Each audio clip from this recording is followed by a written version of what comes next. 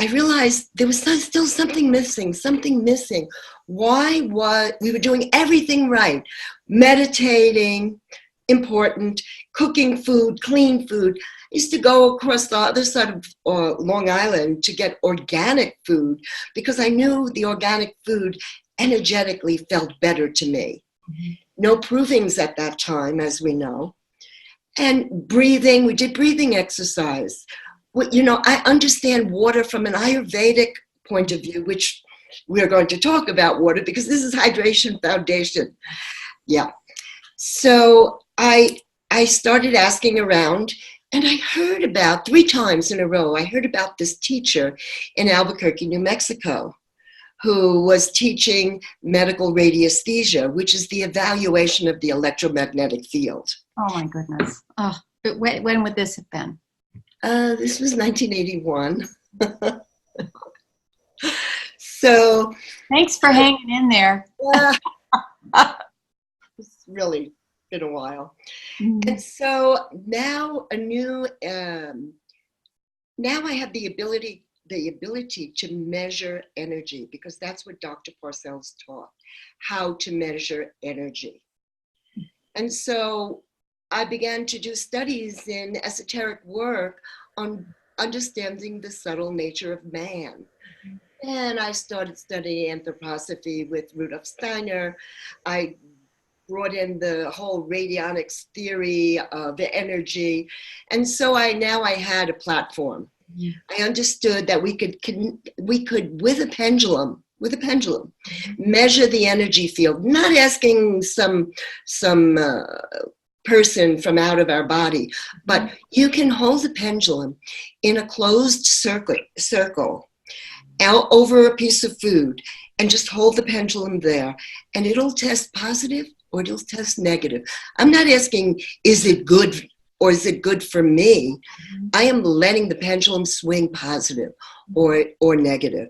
When the pendulum swings negative, more than likely it's bad food or it's lost its electromagnetic charge.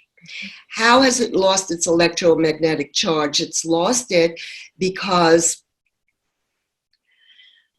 it has been grown with, I have to take a deep breath here, it's been grown with pesticides. Mm-hmm. The original pattern is interfered with. It becomes incoherent. You take an apple off the tree, you expect it to have the most fantastic electromagnetic energy, and it just emanates. Mm-hmm. Well, if that tree has been sprayed with arsenic, there will be a negative and a very, very weak flow of energy. So we are physical bodies, right? We have our skin, we have our organs, we're physical. It's physical matter. However, we're only alive because of the etheric field that imbibes our into electromagnetic energy. Every cell in our body is both positive and negative. And that's the integrity of the cell. That's an electrical, which is an acid flow like the battery, or it's a magnetic flow, which is the alkaline. Don't get it confused with let's get our body alkaline. It's not about alkalinity at the fluid level. We're talking energy here. So we have a physical body and we have an etheric body that emanates.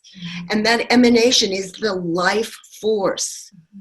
So this physical and etheric double or blueprint, the matter is dead without that etheric force.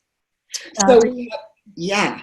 So that polarization. So I'm thinking about, I just have to, that when you talk about the pendulum and people raise their eyebrows, and I'm thinking, if we took this device and laid it over the thing and said you could measure energy, no one would have any problem with that. They would think, oh, a machine. But actually the ways that polarization emanate out of living entities, living plants and waters and minerals and all of us, and allow that polarization to send out signals that makes so much sense. We're not dealing with something very new here. We're dealing with something very old. And actually pendulum finding electromagnetic forces through many forms of, and there's, from speaking now as an anthropologist, there are credible and long-standing traditions of identifying electrical forces in density of field of forces all over the globe in every culture. So we're here to, bring that into our modern context where we have many competing waves now that we didn't have before that are affecting our health. So the idea that it's the life force, it's so important.